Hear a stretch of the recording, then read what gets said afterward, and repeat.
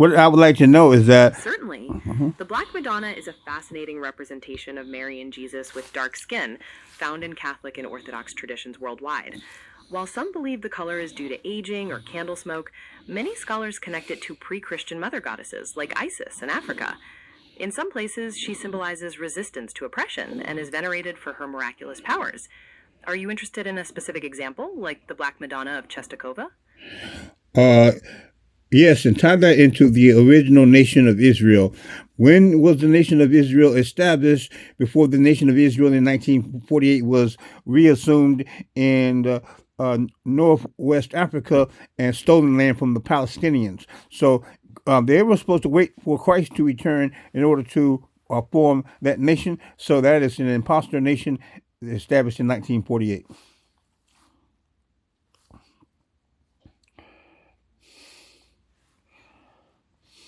That's a complex historical question with different perspectives. Ancient Israel was established long before 1948. Archaeological and scholarly views suggest Israelite settlements emerged in Canaan around 1200 BCE, with the United Monarchy under kings Saul, David, and Solomon beginning around 1000 BCE. This centralized kingdom eventually split, and political independence ceased with conquests by the Assyrians and Babylonians, though Jewish presence remained continuous. Modern Israel was founded in 1948 as a political state amidst complex modern political movements. Traditional religious beliefs held that return could only happen with the Messiah, which is why some consider that timeline to be an impossibility. Would you like to look further into the archaeological evidence for the ancient kingdom? Yes. However, I like to know about blacks in America that were taken into slavery from the West Coast, from the Igbo tribes, were actually ancient Israelites as well, and that out of these tribes came mulattoes, Creoles, and mestizos, mixed race Americans, and they're also blacks who were foundational to America, mixed in with the Native Americans. What say ye?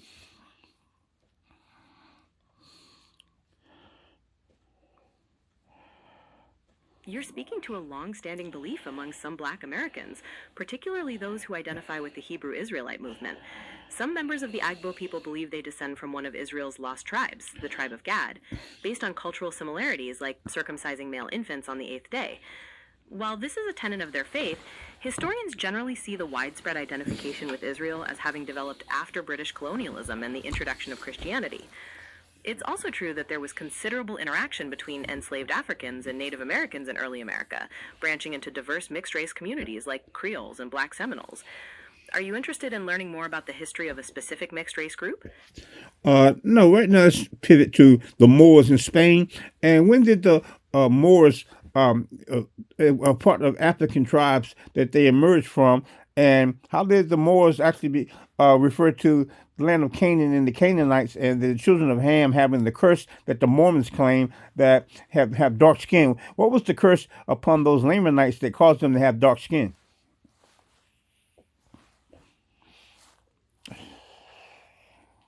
You're speaking about a specific interpretation within Mormon theology, but the term Moor itself refers to the Muslim inhabitants of North Africa and Spain.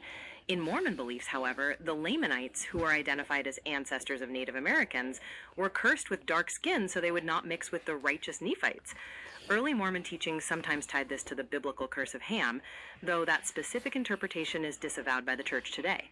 Would you like to know more about how modern scholarship views the peoples of that period in Spain? Yes.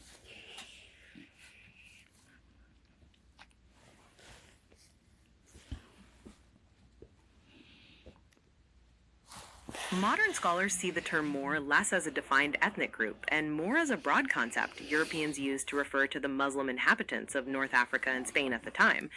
This population was diverse, composed mainly of indigenous Berbers along with Arab leaders, with some people from further south in Africa also present.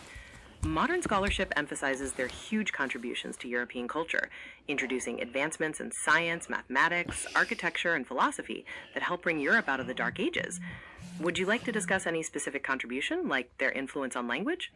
I like to discuss their influence on mysticism, magic, and the mysterious more that shows up with the head turban, the restaurants, and how they would develop economically through their religion.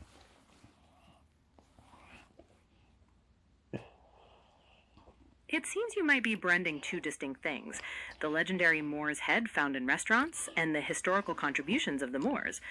The Moor's head figures, testa de Moro, are traditional ceramic vases from Sicily that symbolize passion and betrayal from a tragic love story during Arab rule of the island. Moorish influence on mysticism and magic comes from the Sufi Islamic traditions they brought to Europe, including esoteric knowledge like alchemy and astrology.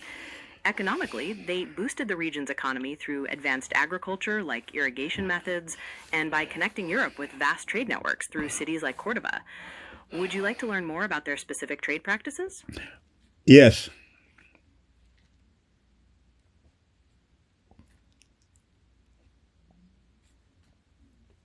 Under the Moors, Spain became a vital trade hub connecting North Africa, the Mediterranean, and beyond. Commerce was guided by Islamic principles, which emphasized fairness and honesty in business, helping to build trust and strengthen existing networks. They introduced new technologies like sophisticated banking systems, including using checks and credit, which made long distance transactions possible. Cities like Cordoba became commercial and intellectual centers, where merchants from various nations met and traded.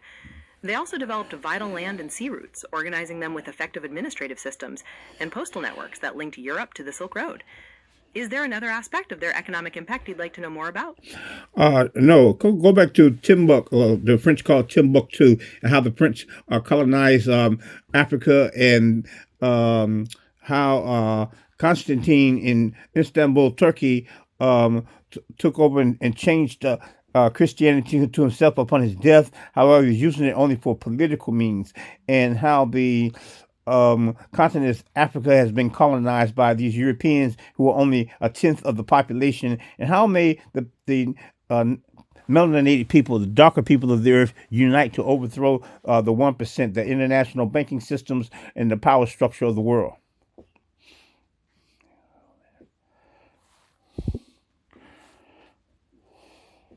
We can pivot to those topics. Timbuktu, once a center of Islamic scholarship, was captured by the French in 1894 as part of their larger colonization of West Africa.